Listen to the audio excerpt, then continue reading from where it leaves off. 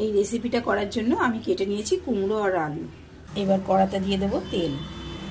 তেল গরম হয়ে গেছে, কড়াতে দিয়ে দেবো শুকনো লঙ্কা আর কিছুটা পাঁচফোড়ন। এইবার দিয়ে দেবো একটুখানি মুগ ডাল আর ছোলার ডাল। এটাকে হালকা ভেজে নেব।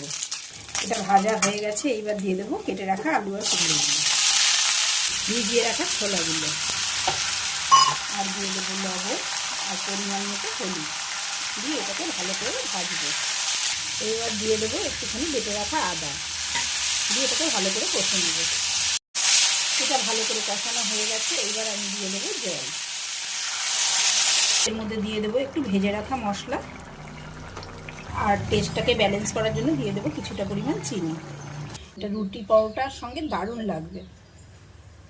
এই দেখো ফ্রেন্ডস, তৈরি আমার আলু কুমড়ো ছোলার ডাল মুগ ডাল দিয়ে তৈরি কুমড়োর ছক্কা।